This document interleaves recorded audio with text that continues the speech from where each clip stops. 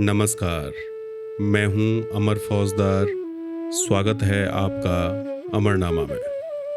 तो लीजिए सुनिए मुंशी जी की एक बहुत ही चर्चित कहानी, पंच परमेश्वर। जुम्मन शेख और अलगू चौधरी में गाढ़ी मित्रता थी। साझे में खेती होती थी, कुछ लेन देन में भी साझा था। एक को दूसरे पर अटल विश्वास था। जुम्मन जब हज करने गए थे तब अपना घर अलगू को सौंप गए थे, और अलगू जब कभी बाहर जाते तो जुम्मन पर अपना घर छोड़ देते थे। उनमें न खान पान का व्यवहार था, न धर्म का नाता, केवल विचार मिलते थे। मित्रता का मूल मंत्र भी यही है। इस मित्रता का जन्म उसी समय हुआ जब दोनों मित्र बालक ही थे और जुम्मन के पूज्य पिताजी जुमराती उन्हें शिक्षा प्रदान करते थे। अलगू ने गुरुजी की बहुत सेवा की थी, खूब रकाबियां माझी, खूब प्याले धोए।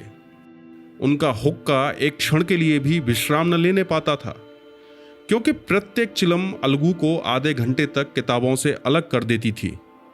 अलगू के पिता पुराने विचारों के मनुष्य थे। उन्हें शिक्षा की अपेक्षा गुरु की सेवा पर अधिक विश्वास था।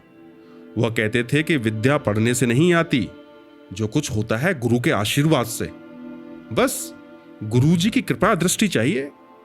यदि अलगू पर जुमराती शेख के आशीर्वाद अथवा सत्संग का कुछ फल न हुआ तो यह मानकर संतोष कर लेगा कि पढ़ने लिखने में उसने यथाशक्ति कोई बात उठा नहीं रखी। विद्या उसके भाग्य ही में न थी तो कैसे आती। मगर जुमराती शेख स्वयं आशीर्वाद के कायल न थे। उन्हें अपने डंडे पर अधिक भरोसा था, और उसी डंडे के प्रताप से आज आसपास के गांवों में जुम्मन की पूजा होती थी। उनके लिखे हुए रहननामे या बैनामे पर कचहरी का मुहर्रिर भी कलम न उठा सकता था। हल्के का डाकिया, कांस्टेबल, तहसील का चपरासी सब उनकी कृपा की आकांक्षा रखते थे। अतएव अलगू का मान उनके धन के कारण था, तो जुम्मन शेख अपनी अनमोल विद्या से ही सबके आदर पात्र बने थे। जुम्मन शेख की एक बूढ़ी खाला मौसी थी। उनके पास कुछ थोड़ी सी मिल्कियत थी, परंतु उसके निकट संबंधियों में से कोई न था। जुम्मन ने बड़े लंबे चौड़े वादे करके वह मिल्कियत अपने नाम लिखवा ली थी। जब तक दान पत्र की रजिस्ट्री न हुई थी तब तक खालाजान का खूब आदर सत्कार किया गया। उन्हें खूब स्वादिष्ट पदार्थ खिलाए गए, हलवे पुलाव की वर्षा सी की गई। पर रजिस्ट्री की मोहर ने इन खातिरदारियों पर भी मानो मोहर लगा दी। जुम्मन की पत्नी करीमन रोटियों के साथ कड़वी बातों के कुछ तेज और तीखे सालन भी देने लगी। जुम्मन शेख भी निष्ठुर हो गए। अब बेचारी खालाजान को प्राय नित्य ही ऐसी बातें सुननी पड़ती थी। बुढ़िया न जाने कब तक जिएगी। 2-3 बीघे ऊसर क्या दे दिया, मानो मोल ले लिया है। बघारी दाल के बिना रोटियां नहीं उतरती। जितना रुपया इसके पेट में झोंक चुके उतने से तो अब तक गांव मोल ले लेते। कुछ दिन खालाजान ने सुना और सहा, पर जब न सहा गया तो जुम्मन से शिकायत की। जुम्मन ने स्थानीय कर्मचारी गृह स्वामी के प्रबंध में दखल देना उचित न समझा। कुछ दिन तक और यूं ही रो धोकर काम चलता रहा। अंत में एक दिन खाला ने जुम्मन से कहा, बेटा तुम्हारे साथ निर्वाह न होगा, तुम मुझे रुपए दे दिया करो, मैं अपना पका खा लूंगी। जुम्मन ने धृष्टता के साथ उत्तर दिया, रुपए क्या यहां फलते हैं? खाला ने नम्रता से कहा, मुझे कुछ रूखा सूखा चाहिए भी कि नहीं? जुम्मन ने गंभीर स्वर से जवाब दिया, तो कोई यह थोड़े ही समझा था कि तुम मौत से लड़कर आई हो। खाला बिगड़ गईं। उन्होंने पंचायत करने की धमकी दी। जुम्मन हंसे, जिस तरह कोई शिकारी हिरन को जाल की तरफ जाते देखकर मन ही मन हंसता है। वह बोले, हाँ जरूर पंचायत करो, फैसला हो जाएगा। मुझे भी ये रात दिन की खटखट पसंद नहीं। पंचायत में किसकी जीत होगी इस विषय में जुम्मन को कुछ भी संदेह न था। आसपास के गांवों में ऐसा कौन था जो उसके अनुग्रहों का ऋणी न हो? ऐसा कौन था जो उसको शत्रु बनाने का साहस कर सके? किसमें इतना बल था जो उसका सामना कर सके? आसमान के फरिश्ते तो पंचायत करने आवेंगे नहीं। इसके बाद कई दिन तक बूढ़ी खाला हाथ में एक लकड़ी लिए आसपास के गांवों में दौड़ती रहीं। कमर झुककर कमान हो गई थी, एक एक पग चलना दूभर था, मगर बात आ पड़ी थी। उसका निर्णय करना जरूरी था। बिरला ही कोई भला आदमी होगा जिसके सामने बुढ़िया ने दुख के आंसू न बहाए हों। किसी ने तो यूं ही ऊपरी मन से हूं हां करके टाल दिया और किसी ने इस अन्याय पर जमाने को गालियां दी। कहा, कब्र में पांव लटके हुए हैं, आज मरे कल दूसरा दिन पर हवस नहीं मानती। अब तुम्हें क्या चाहिए? अरे रोटी खाओ और अल्लाह का नाम लो। तुम्हें अब खेती बाड़ी से क्या काम है? कुछ ऐसे सज्जन भी थे जिन्हें हास्य रस के रसास्वादन का अच्छा अवसर मिला। झुकी हुई कमर, पोपला मुंह, सनके से बाल, इतनी सामग्री एकत्र हों तब हंसी क्यों ना आवे। ऐसे न्यायप्रिय, दयालु, दीन वत्सल पुरुष बहुत कम थे जिन्होंने उस अबला के दुखड़े को गौर से सुना और उसको सांत्वना दी हो। चारों ओर से घूम घाम कर बेचारी अलगू चौधरी के पास आई, लाठी पटक दी और दम लेकर बोली, बेटा तुम भी दम भर के लिए मेरी पंचायत में चले आना। अलगू बोला, मुझे बुलाकर क्या करोगी? कई गांव के आदमी तो आवेंगे ही। खाला ने कहा, अपनी विपत तो सबके आगे रोवाई, अब आने न आने का अख्तियार उनको है। अलगू कहने लगा, यूं आने को आ जाऊंगा मगर पंचायत में मुंह न खोलूंगा। क्यों बेटा? अब इसका क्या जवाब दूं? अपनी खुशी, जुम्मन मेरा पुराना मित्र है, उससे बिगाड़ नहीं कर सकता। बेटा क्या बिगाड़ के डर से ईमान की भी बात न कहोगे? हमारे सोए हुए धर्म ज्ञान की सारी संपत्ति लुट जाए तो उसे खबर नहीं होती, परंतु ललकार सुनकर वह सचेत हो जाता है, फिर उसे कोई जीत नहीं सकता। अलगू इस सवाल का कोई उत्तर न दे सका, पर उसके हृदय में ये शब्द गूंज रहे थे, क्या बिगाड़ के डर से ईमान की बात न कहोगे? संध्या समय एक पेड़ के नीचे पंचायत बैठी। शेख जुम्मन ने पहले से ही फर्श बिछा रखा था। उन्होंने पान, इलायची, हुक्के, तमाकू आदि का प्रबंध भी किया था। हाँ, वो स्वयं अलबत्ता अलगू चौधरी के साथ जरा दूर पर बैठे हुए थे। जब पंचायत में कोई आ जाता था तब दबे हुए सलाम से उसका स्वागत करते थे। जब सूर्य अस्त हो गया और चिड़ियों की कलरव युक्त पंचायत पेड़ों पर बैठी, तब यहाँ भी पंचायत शुरू हुई। फर्श की एक एक उंगल जमीन भर गई, पर अधिकांश दर्शक ही थे। निमंत्रित महाशयों में से केवल वे ही लोग पधारे थे जिन्हें जुम्मन से अपनी कुछ कसर निकालनी थी। एक कोने में आग सुलग रही थी। नाई ताबड़तोड़ चिलम भर रहा था। यह निर्णय करना असंभव था कि सुलगते हुए उपलों से अधिक धुआं निकलता था या चिलम के दमों से। लड़के इधर उधर दौड़ रहे थे, कोई आपस में गाली गलौज करते, कोई रोते थे। चारों तरफ शोर मच रहा था। गांव के कुत्ते इस जमाव को भोज समझकर झुंड के झुंड जमा हो गए थे। पंच लोग बैठ गए तो बूढ़ी खाला ने उनसे विनती की, पंचो, आज 3 साल हुए मैंने अपनी सारी जायदाद अपने भांजे जुम्मन के नाम लिख दी थी। इसे आप लोग जानते ही होंगे। जुम्मन ने तो मुझे ताहयात रोटी कपड़ा देना कबूल किया। साल भर तो मैंने इसके साथ रो धोकर काटा, पर अब रात दिन का रोना नहीं सहा जाता। मुझे न पेट की रोटी मिलती है न तन का कपड़ा। बेकस बेवा हूँ, कचहरी दरबार नहीं कर सकती। तुम्हारे सिवा और किसको अपना दुख सुनाऊं? तुम लोग जो राह निकाल दो उसी राह पर चलूं। अगर मुझ में कोई ऐब देखो तो मेरे मुंह पर थप्पड़ मारो। जुम्मन में बुराई देखो तो उसे समझाओ, क्यों एक बेकस की आह लेता है। मैं पंचों का हुक्म सिर माथे पर चढ़ाऊंगी। रामधन मिश्र, जिनके कई असामियों को जुम्मन ने अपने गांव में बसा लिया था, बोले, जुम्मन मियाँ, किसे पंच बदते हो? अभी से इसका निपटारा कर लो, फिर जो भी कुछ पंच कहेंगे वही मानना पड़ेगा। जुम्मन को इस समय सदस्यों में विशेषकर वही लोग दीख पड़े जिनसे किसी न किसी कारण उनका वैमनस्य था। जुम्मन बोले, पंचों का हुक्म अल्लाह का हुक्म है। खाला जान जिसे चाहें उसे बदें, मुझे कोई हर्ज नहीं। खाला ने चिल्लाकर कहा, अरे अल्लाह के बंदे, पंचों का नाम क्यों नहीं बता देता? कुछ मुझे भी तो मालूम हो। जुम्मन ने क्रोध से कहा, अब इस वक्त मेरा मुंह न खुलवाओ, तुम्हारी बन पड़ी है, जिसे चाहो पंच बदो। खाला जान जुम्मन के आक्षेप को समझ गई। वह बोली, बेटा खुदा से डरो, पंच न किसी के दोस्त होते हैं न किसी के दुश्मन। कैसी बात कहते हो? और तुम्हारा किसी पर विश्वास न हो तो जाने दो। अलगू चौधरी को तो मानते हो, लो मैं उन्हीं को सरपंच बदती हूँ। जुम्मन शेख आनंद से फूल उठे, परंतु भावों को छिपाकर बोले, अलगू ही सही, मेरे लिए जैसे रामधन वैसे अलगू। अलगू इस झमेले में फंसना नहीं चाहते थे। वे कन्नी काटने लगे, बोले, खाला तुम जानती हो कि मेरी जुम्मन से गाढ़ी दोस्ती है। खाला ने गंभीर स्वर में कहा, बेटा दोस्ती के लिए कोई अपना ईमान नहीं बेचता, पंच के दिल में खुदा बसता है, खुदा। पंचों के मुंह से जो बात निकलती है वो खुदा की तरफ से निकलती है। बहरहाल अलगू चौधरी सरपंच हुए। रामधन मिश्र और जुम्मन के दूसरे विरोधियों ने बुढ़िया को मन में बहुत कोसा। अलगू चौधरी बोले, शेख जुम्मन, हम और तुम पुराने दोस्त हैं।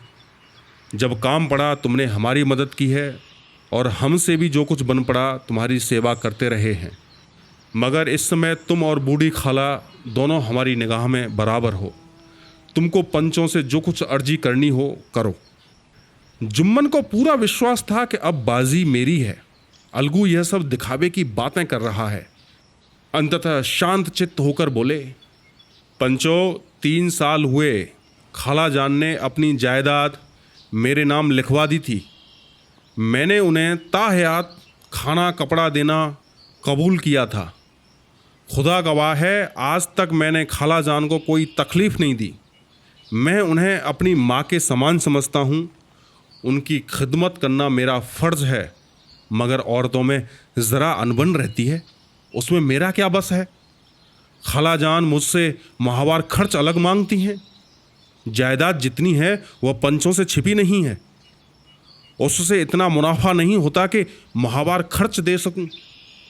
इसके अलावा हिब्बा नाबे में माहवार खर्च का कोई जिक्र नहीं तो मैं भूलकर भी इस झमेले में न पड़ता। बस मुझे यही कहना है, आइंदा पंचों का अख्तियार है, जो फैसला चाहें करें। अलगू चौधरी को हमेशा कचहरी से काम पड़ता था। वह पूरा कानूनी आदमी था। उसने जुम्मन से जिरह शुरू की। एक एक प्रश्न जुम्मन के हृदय पर हथौड़े की चोट की तरह पड़ता था। रामधन मिश्र इन प्रश्नों पर मुक्त हुए जाते थे। जुम्मन चकित थे कि अलगू को क्या हो गया। अब ये अलगू मेरे साथ बैठा हुआ कैसी कैसी बातें कर रहा था। इतनी ही देर में ऐसी काया पलट हो गई कि मेरी जड़ खोदने पर तुला हुआ है। ना मालूम कब की कसरियाँ निकाल रहा है। क्यों इतने दिनों की दोस्ती कुछ भी काम ना आएगी। जुम्मन शेख तो इसी संकल्प विकल्प में पड़े हुए थे कि इतने में अलगू ने फैसला सुनाया। जुम्मन शेख, पंचों ने इस मामले पर विचार किया। उन्हें यह नीति संगत मालूम होता है कि खाला जान को माहवार खर्च दिया जाए। हमारा विचार है कि खाला की जायदाद से इतना मुनाफा अवश्य होता है कि माहवार खर्च दिया जा सके। बस यही हमारा फैसला है। अगर जुम्मन को खर्च देना मंजूर न हो तो हिब्बानामा रद्द समझा जाए। यह फैसला सुनते ही जुम्मन सन्नाटे में आ गए। जो अपना मित्र हो वह शत्रु का व्यवहार करे और गले पर छुरी फेरे, इसे समय के हेर फेर के सिवा और क्या कहें। जिस पर पूरा भरोसा था उसने समय पड़ने पर धोखा दिया। ऐसे ही अवसरों पर झूठे सच्चे मित्रों की परीक्षा की जाती है। यही कलयुग की दोस्ती है। अगर लोग ऐसे कपटी धोखेबाज न होते तो देश में आपत्तियों का प्रकोप क्यों होता। यह हैजा, प्लेग आदि व्याधियां दुष्कर्मों के ही तो दंड हैं। मगर रामधन मिश्र और अन्य पंच अलगू चौधरी की इस नीति परायणता की प्रशंसा जी खोलकर कर रहे थे। वे कहते थे, इसका नाम पंचायत है, दूध का दूध और पानी का पानी कर दिया। दोस्ती दोस्ती की जगह है, किंतु धर्म का पालन करना मुख्य है। ऐसे ही सत्यवादियों के बल पर पृथ्वी ठहरी है, नहीं तो वह कब की रसातल को चली जाती। इस फैसले ने अलगू और जुम्मन की दोस्ती की जड़ हिला दी। अब वे साथ साथ बातें करते नहीं दिखाई देते। इतना पुराना मित्रता रूपी वृक्ष सत्य का एक झोंका भी न सह सका। सचमुच वह बालू की ही जमीन पर खड़ा था। उनमें अब शिष्टाचार का अधिक व्यवहार होने लगा। एक दूसरे की आवभगत ज्यादा करने लगे। वे मिलते जुलते थे, मगर उसी तरह जैसे तलवार से ढाल मिलती है।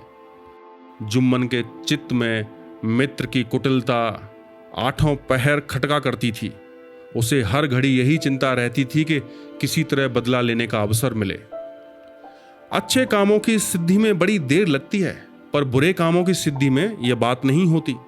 जुम्मन को भी बदला लेने का अवसर जल्द ही मिल गया। पिछले साल अलगू चौधरी बटेसर से बैलों की एक बहुत अच्छी गोई मोल लाए थे।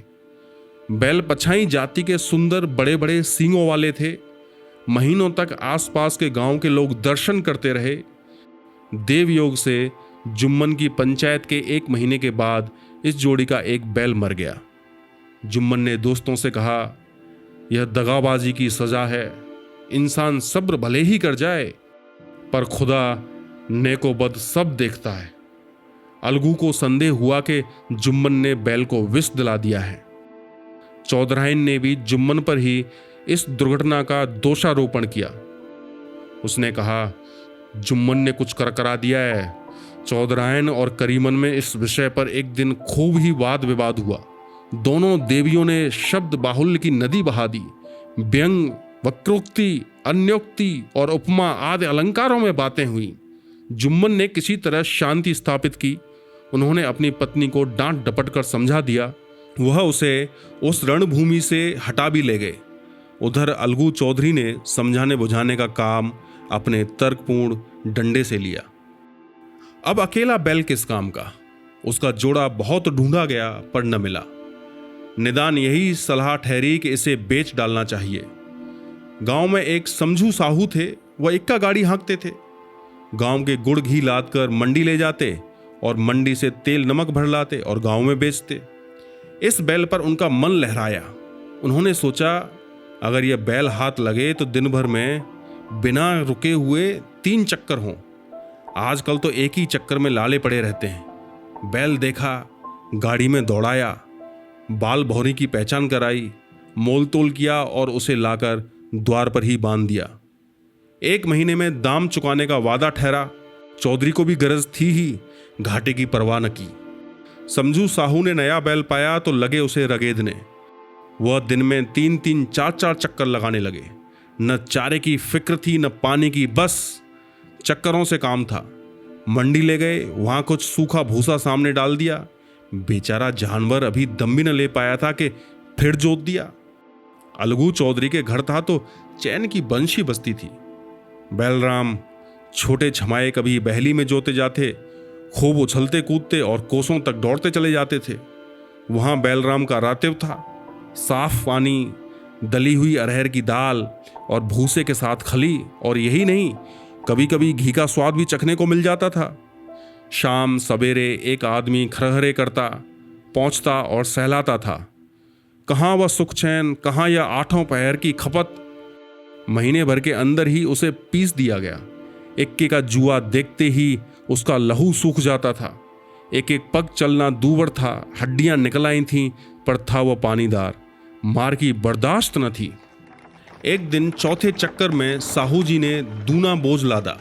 दिन भर का थका जानवर, पैर न उठते थे, पर साहू जी कोड़े फटकारने लगे। बस फिर क्या था, बैल कलेजा तोड़कर चला। कुछ दूर दौड़ा और चाहा कि जरा दम ले लूं, पर साहू जी को जल्द पहुंचने की फिक्र थी। अतः उन्होंने कई कोड़े बड़ी निर्दयता से फटकारे। बैल ने एक बार फिर जोर लगाया, पर अब की बार शक्ति ने जवाब दे दिया। वह धरती पर गिर पड़ा और ऐसा गिरा कि फिर न उठा। साहू जी ने बहुत पीटा, टांग पकड़कर खींचा, नथनों में लकड़ी ठूंस दी, पर कहीं मृतक भी उठ सकता है। तब साहू जी को कुछ शक हुआ। उन्होंने बैल को गौर से देखा, खोलकर अलग किया और सोचने लगे कि गाड़ी कैसे घर पहुंचे। बहुत चीखे चिल्लाए, पर देहात का रास्ता बच्चों की आंखों की तरह सांझ होते ही बंद हो जाता है। कोई नजर न आया। आसपास कोई गांव भी न था। मारे क्रोध के उन्होंने मरे हुए बैल पर और दुर्रे लगाए और कोसने लगे, अभागे, तुझे मरना ही था तो घर पहुंचकर मरता, ससुरा बीच रास्ते में ही मर गया, अब गाड़ी कौन खींचे। इस तरह साहू जी खूब जले भुने। कई बोरे गुड़ और कई पीपे घी उन्होंने बेचे थे। 200-250 रुपए कमर में बंधे थे। इसके सिवा गाड़ी पर कई बोरे नमक के थे, इसलिए छोड़कर भी न जा सकते थे। लाचार बेचारे गाड़ी पर ही लेट गए। वहीं रत जगा करने की ठान ली। चिलम्पी गाया, फिर हुक्का पिया। इस तरह साधु जी आधी रात तक नींद को बहलाते रहे। अपनी जान में तो वह जागते ही रहे, पर पौ फटते ही जो नींद टूटी और कमर पर हाथ रखा तो थैली गायब। घबराकर इधर उधर देखा तो कई कनस्तर तेल भी नदारद। अफसोस में बेचारे ने सिर पीट लिया और पछाड़ खाने लगा। प्रातःकाल रोते बिलखते घर पहुंचे। सहुआइन ने जब यह बुरी सुनावनी सुनी तब पहले तो रोई, फिर अलगू चौधरी को गालियां देने लगी। निगोड़े ने ऐसा कुलच्छनी बैल दिया है कि जन्म भर की कमाई लुट गई। इस घटना को हुए कई महीने बीत गए। अगलू जब अपने बैल के दाम मांगते तब साहू और सहुआइन दोनों ही झल्लाए हुए कुत्ते की तरह चढ़ बैठते और अंड बंड बकने लगते। वाह, यहाँ तो सारे जन्म की कमाई लुट गई, सत्यानाश हो गया, इन्हें दामों की पड़ी है। अरे मुर्दा बैल दिया था, उस पर दाम मांगने चले हैं। आंखों में धूल झोंक दी। सत्यानाशी बैल गले बांध दिया। हमें निरा पौंगा ही समझ लिया है। हम भी बनिए के बच्चे हैं, ऐसे बुद्धू कहीं और होंगे। पहले जाकर किसी गड्ढे में मुंह धोआओ तब दाम लेना। न जी मानता हो तो हमारा बैल खोल ले जाओ, महीना भर के बदले 2 महीना जोत लो, और क्या लोगे। चौधरी के शुभ चिंतकों की कमी न थी। ऐसे अवसरों पर वे भी एकत्र हो जाते और साहू जी के बर्राने की पुष्टि करते, परंतु 150 रुपये से इस तरह हाथ धो लेना आसान न था। एक बार वह भी गर्म पड़े। साहू जी बिगड़कर लाठी ढूंढने घर में चले गए। अब सहुआइन ने मैदान लिया। प्रश्नोत्तर होते होते हाथापाई की नौबत आ पहुंची। सहुआइन ने घर में घुसकर केवाड़ बंद कर लिए। शोरगुल सुनकर गांव के भले मानस जमा हो गए। उन्होंने दोनों को समझाया। साहू जी को दिलासा देकर घर से निकाला। वह परामर्श देने लगे, इस तरह से काम न चलेगा, पंचायत कर लो, जो कुछ तय हो जाए उसे स्वीकार कर लो। साहू जी राजी हो गए। अलगू ने भी हामी भर ली। पंचायत की तैयारियां होने लगीं। दोनों पक्षों ने अपने अपने दल बनाने शुरू किए। इसके बाद तीसरे दिन उसी वृक्ष के नीचे पंचायत बैठी। वही संध्या का समय था। खेतों में कौए पंचायत कर रहे थे। विवादग्रस्त विषय था यह कि मटर की फलियों पर उनका कोई स्वत्व है या नहीं, और जब तक यह प्रश्न हल न हो जाए तब तक वे रखवाले की पुकार पर अपनी अप्रसन्नता प्रकट करना आवश्यक समझते थे। पेड़ की डालियों पर बैठी शुक मंडली में यह प्रश्न छड़ा हुआ था कि मनुष्यों को उन्हें बेमुरौवत कहने का क्या अधिकार है, जब उन्हें स्वयं अपने मित्रों से दगा करने में कोई संकोच नहीं होता। पंचायत बैठ गई तो रामधन मिश्र ने कहा, अरे अब देरी क्या है, पंचों का चुनाव हो जाना चाहिए। बोलो चौधरी, किस किस को पंच बदते हो। अलगू ने दीन भाव से कहा, अब समझू साहू ही चुन लें। समझू खड़े हुए और कड़क कर बोले, मेरी ओर से जुम्मन शेख। जुम्मन का नाम सुनते ही अलगू चौधरी का कलेजा धक धक करने लगा, मानो किसी ने अचानक थप्पड़ मार दिया हो। रामधन अलगू के मित्र थे, वह बात को ताड़ गए। पूछा, क्यों चौधरी, तुम्हें कोई हर्ज तो नहीं। चौधरी ने निराश होकर कहा, नहीं, मुझे क्या हर्ज होगा। अपने उत्तरदायित्व का ज्ञान बहुधा हमारे संकुचित व्यवहारों का सुधारक होता है। जब हम राह भूलकर भटकने लगते हैं तब यही ज्ञान हमारा विश्वसनीय पथ प्रदर्शक बन जाता है। पत्र संपादक अपनी शांति कुटी में बैठा हुआ कितनी धृष्टता और स्वतंत्रता के साथ अपनी प्रबल लेखनी से मंत्रिमंडल पर आक्रमण करता है, परंतु ऐसे अवसर आते हैं जब वह स्वयं मंत्रिमंडल में सम्मिलित होता है। मंडल के भवन में पग धरते ही उसकी लेखनी कितनी मर्मज्ञ, कितनी विचारशील, कितनी न्यायपरायण हो जाती है। इसका कारण उत्तरदायित्व का ज्ञान है। नवयुवक युवावस्था में कितना उद्दंड रहता है, माता पिता उसकी ओर से कितने चिंतित रहते हैं, वे उसे कुल कलंक समझते हैं, परंतु थोड़े ही समय में परिवार का बोझ सिर पर पड़ते ही वह अव्यवस्थित चित्त उन्मत्त युवक कितना धैर्यशील, कैसा शांत चित्त हो जाता है, यह भी उत्तरदायित्व के ज्ञान का फल है। जुम्मन शेख के मन में भी सरपंच का उच्च स्थान ग्रहण करते ही अपनी जिम्मेदारी का भाव पैदा हुआ। उसने सोचा, मैं इस वक्त न्याय और धर्म के सर्वोच्च आसन पर बैठा हूं। मेरे मुंह से इस समय जो कुछ निकलेगा वह देववाणी के समान होगा, और देववाणी में मेरे मनोविकारों का कदापि समावेश न होना चाहिए। मुझे सत्य से जौ भर भी टलना उचित नहीं। पंचों ने दोनों पक्षों से सवाल जवाब करने शुरू किए। बहुत देर तक दोनों दल अपने अपने पक्ष का समर्थन करते रहे। इस विषय में तो सब सहमत थे कि समझू को बैल का मूल्य देना चाहिए, परंतु दो महाशय इस कारण रियायत करना चाहते थे कि बैल के मर जाने से समझू को हानि हुई। इसके प्रतिकूल दो सभ्य मूल के अतिरिक्त समझू को दंड भी देना चाहते थे, जिससे फिर किसी को पशुओं के साथ ऐसी निर्दयता करने का साहस न हो। अंत में जुम्मन ने फैसला सुनाया। अलगू चौधरी और समझू साहू, पंचों ने तुम्हारे मामले पर अच्छी तरह विचार किया। समझू को उचित है कि बैल का पूरा दाम दे। जिस वक्त उन्होंने बैल लिया उसे कोई बीमारी न थी। अगर उसी समय दाम दे दिए जाते तो आज समझू उसे फेर लेने का आग्रह न करते। बैल की मृत्यु केवल इस कारण हुई कि उससे बड़ा कठिन परिश्रम लिया गया और उसके दाने चारे का कोई अच्छा प्रबंध न किया गया। रामधन मिश्र बोले, अरे समझू ने बैल को जानबूझकर मारा है, इसलिए उससे दंड लेना चाहिए। जुम्मन बोले, यह दूसरा सवाल है, हमको इससे कोई मतलब नहीं। झगड़ू साहू ने कहा, समझू के साथ कुछ रियायत भी तो होनी चाहिए। जुम्मन बोले, यह अलगू चौधरी की इच्छा पर निर्भर है। यह रियायत करें तो उनकी भलमनसी। अलगू चौधरी फूले न समाये, उठ खड़े हुए और जोर से बोले, पंच परमेश्वर की जय। इसके साथ ही चारों ओर से प्रतिध्वनि हुई, पंच परमेश्वर की जय।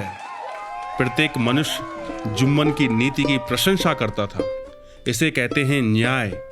यह मनुष्य का काम नहीं, पंच में परमेश्वर वास करते हैं। यह उन्हीं की महिमा है। पंच के सामने खोटे को कौन खरा कह सकता है। थोड़ी देर बाद जुम्मन अलगू के पास गए और उनके गले लिपट कर बोले, भैया, जब से तुमने मेरी पंचायत की तब से मैं तुम्हारा प्राण घातक शत्रु बन गया था, पर आज मुझे ज्ञात हुआ कि पंच के पद पर बैठकर न कोई किसी का दोस्त होता है न दुश्मन। न्याय के सिवा उसे और कुछ नहीं सूझता। आज मुझे विश्वास हो गया कि पंच की जुबान से खुदा बोलता है। अलगू रोने लगे। इस पानी से दोनों के दिलों का मैल धुल गया। मित्रता की मुरझाई हुई लता फिर हरी हो गई। आपने इस कहानी को इतने प्यार से सुना, उसके लिए बहुत बहुत शुक्रिया।